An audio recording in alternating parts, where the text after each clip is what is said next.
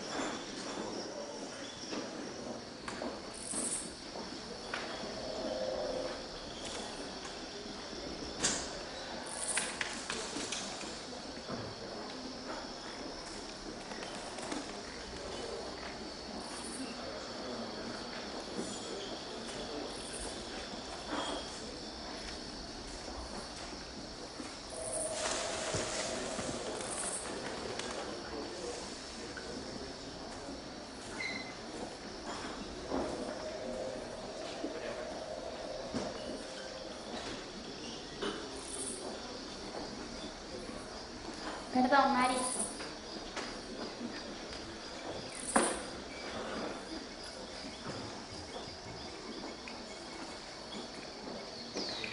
Volvé.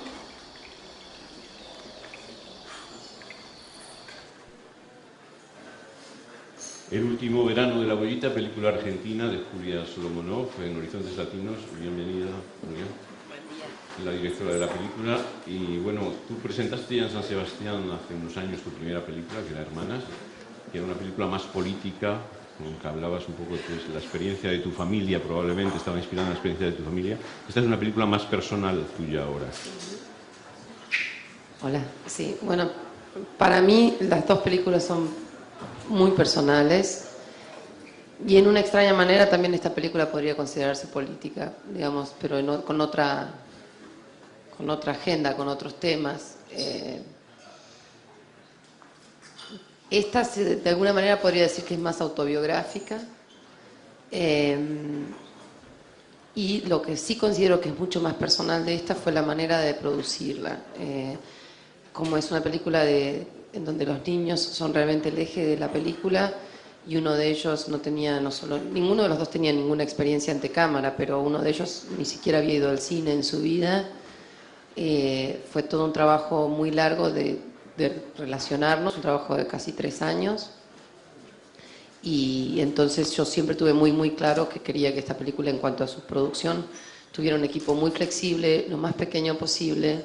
Por eso la filmamos en digital, para no tener que llevar prácticamente luces, para poder trabajar de una manera casi documental y conseguir así la mayor intimidad posible en el rodaje. Y bueno, La Bollita, para los que no lo han visto, es esta casa rodante donde esta niña pasa sus vacaciones en el campo con su padre y va a encontrar a un niño, Mario, que tiene un problema de sexualidad, de identidad sexual, digamos. ¿En qué dices que es autobiográfica? ¿En qué es esta iniciación de esta niña que sale de la adolescencia? Es una niña de 10 años. Bueno, para las que no la han visto, vamos a dividir un poco porque es una pregunta.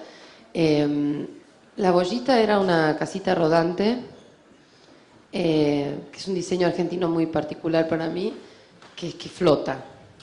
Entonces es como la metáfora perfecta para la película porque es un anfibio, ¿no? Y es un lugar, es algo que, si volvemos a lo personal, digamos, cuando mis padres la compraron, yo me imaginé que iba a viajar por ríos y por lagos y por rutas argentinas, y en realidad esa bollita quedó varada en nuestro patio y jamás salió de ningún lado porque mis padres eran mucho más sedentarios de lo que estaban dispuestos a admitir y preferían hoteles antes que campings. Pero con el tiempo mis hermanas y yo fuimos habitando esa bollita como un espacio muy particular de juego, de confesiones, de secretos, de estar. Era un lugar, por lo menos para mí, que estaba dentro de la casa, pero también tenía su propia cerrazón, digamos, su propia intimidad, ¿no? No era estar en la casa, estar en la bollita era estar en una especie de nave espacial. Y fue un lugar para mí, bueno, es un lugar en donde sucedieron muchas cosas importantes en mi vida, y para los que sí vieron la película probablemente esto completa un poco la importancia de la bollita para mí. Cuando yo entré en la adolescencia, en un momento, me acuerdo, fui al cine a ver una película, y cuando volví había habido una tormenta y un árbol se cayó sobre la bollita y la partió en dos. Entonces, si bien la bollita en la narración de la película no es esencial, para mí fue algo así como la metáfora disparadora de la película, y es la imagen que me llevó a empezar a pensar esta película y a escribirla como una película de un final de la infancia. Eso es como la primera mitad, digo, porque la bollita no va al campo, la bollita queda siempre parada en ese jardín de Rosario. La que sí va al campo es la niña, que esa es, digamos, la segunda parte. ¿Querías decir algo? Sí, sí, y bueno, está el personaje de Mario. ¿De dónde surge la preocupación de ese personaje que tiene un problema de identidad sexual? Sí, tampoco estoy tan segura de llamarlo un problema. Creo que tiene una identidad sexual diferente. Justamente si algo que la película hace es no dramatizar la diferencia, no volverla trágica. Y de eso después me gustaría hablar. Y sobre todo no hacer una atracción de feria, no hacer un caso, no caer en biologismos. Me parece que hay un montón de cosas que la película no hace en torno a la diferencia sexual. Y después podemos hablar de las cosas que creo que sí hace, ¿no? Sí. De hecho, te ha interesado sobre todo la relación padre-hija. Tú siendo una madre, no te centras en la madre-hija, sino en el padre-hija. Entonces, esta niña que sale de la inocencia, que entra en la adolescencia, digamos que está muy bien informada de todo, pero de pronto se encuentra con un problema que no entiende. Bueno, para empezar, yo soy hija de una ginecóloga y de un psiquiatra, que en sus almuerzos muchas veces comentaban su trabajo como cualquier pareja, pero claro, es un trabajo un poco particular el que tiene cada uno. En general para nosotros eso era como una radio, porque eran todos términos que no entendíamos, así que pasaba. Pero obviamente cuando yo ya tenía unos 11 años estaba un poco más atenta a cualquier cosa que tuviera que ver con sexualidad, y mi madre comentó con mi padre este mismo caso, el caso de lo que hoy se llamaría un intersexual. Obviamente lo que yo entendí fue una cosa por ahí de un pensamiento un poco más mágico.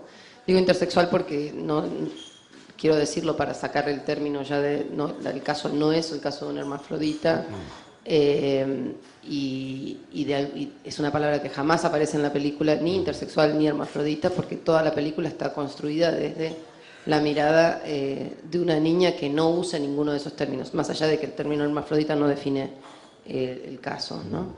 De hecho, el personaje de Mario es una chica que ha sido educada como un chico. Es una niña, lo que pasa es que eso es lo que dice la medicina, y esa no es el único discurso de la sexualidad. Entonces, un médico diría es una niña con un exceso de hormonas masculinas. Y eso es solo lo que puede decir un médico, y después hay un montón de otras maneras de entrarle al tema. Pero voy a centrarme en lo que quería decir. En ese momento yo creo que el haber sabido que eso existía, justo en un momento en donde estaba descubriendo que era la menstruación, que eran todos los cambios que venían, de alguna manera para mí creo que dejó abierta una pregunta que sigue abierta hoy, por suerte, que tiene que ver con entonces qué hace a un hombre, qué hace a una mujer, qué es un varón, qué es una nena. Y yo hoy, si mañana me lo pregunta mi hija de 4 años, creo que no sabría muy bien qué responder todavía. Y no tengo mucha urgencia de encontrar la respuesta para eso. Lo que sé es que no es lo que está entre las piernas, y que es lo que a veces la gente cuando ve la película espera saber qué hay entre las piernas de esta persona, pero lo que yo creo es que eso no termina de definir absolutamente nada. Para los que quieren así como una respuesta más médica, sí, la respuesta es esa. El caso de Mario es un chico que nació, que tiene útero, que nació con un clítoris mayor de lo normal, que en su momento fue interpretado como un pene, que fue educado como un varón, deseado como varón desde antes de su nacimiento. Creo que todo eso, digamos, de alguna manera hay indicios de eso en toda la película. Y totalmente identificado en su rol masculino, hasta que empieza a tener un sangrado, él empieza a sentir ciertas transformaciones, tiene una intuición de que es algo que debe ocultar, y bueno, ese es, digamos, para mí ese es de alguna manera el misterio de la película, no es el tema de la película. Y sobre todo la educación, que ha jugado un papel importante, puesto que lo han educado como un chico, él monta a caballo, es un... Sí, digamos que es un niño, que es una niña, que es un niño, porque él finalmente demuestra ser un varón, por lo menos en el relato de la película. Bueno, Julia Solomonov, tú eres una directora, guionista, productora muy polifacética, actriz también, te hemos visto por ahí en alguna película. No soy actriz, fue un accidente, fui asistente de dirección mucho tiempo, y entre ellos de Carlos Sorín, y entonces actué en Historias Mínimas porque, nada, una relación muy particular con Carlos. De productora has producido también Cocalero, un documental sobre Evo Morales. Bueno, y sigues tu actividad de productora, directora, todo al mismo tiempo. Es un poco caótico, pero sí. En realidad yo empecé hace mucho a trabajar en cine, y la primera vez que estuve en San Sebastián fue hace como 13 años con un corto. Y trabajé mucho tiempo como asistente de dirección. Tengo la suerte de haber trabajado, bueno, con Carlos Sorín, con Luis Puenzo, con Martín Regman en mis comienzos, con Walter Sales, diría que la aventura más grande de todas, que fue Diario de Motocicleta, que fue genial. Con Isabel Coixet hice unos comerciales, en realidad, tanto en Buenos Aires como en New York, porque yo viví en New York unos años, ahora estoy volviendo a vivir allá un tiempo. Y la verdad es que como que tardé un poco en hacer, hice muchos cortos en todos esos años, y no le tenía un poco demasiado respeto al lugar de directora para un largo. Y finalmente, bueno, mi primera película fue Hermanas, que es una película del 2005, que es una coproducción con España, que hicimos con Tornasol, que actuaban Ingrid Rubio, Eusebio Poncela, Valeria Bertuccelli, era la protagonista. Y después de eso, medio que devení productora, porque Alejandro Landes me llamó insistentemente. Yo le decía, pero yo no soy productora, hasta que finalmente le dije, bueno, está bien, trae y vamos a ver. Y realmente era un material muy, muy impresionante el que estaba consiguiendo él en Bolivia, siguiendo a Evo Morales en su primer campaña hacia la presidencia. Y bueno, obviamente terminé muy comprometida con el proyecto. Después de Cocalero hice El último verano de la bollita, y ahora estoy coproduciendo la primera película de Julia Murat, que es una directora brasilera, la hija de Lucía Murat, sí. También egresada de la Casa de América. Y hay que decir que El último verano de la bollita ha contado con el apoyo de la productora El Deseo. Por supuesto, muy importante para nosotros. Os deseamos mucha suerte y en esta sección Horizontes Latinos. Muchas gracias, Julia Solomonov. Muchas gracias.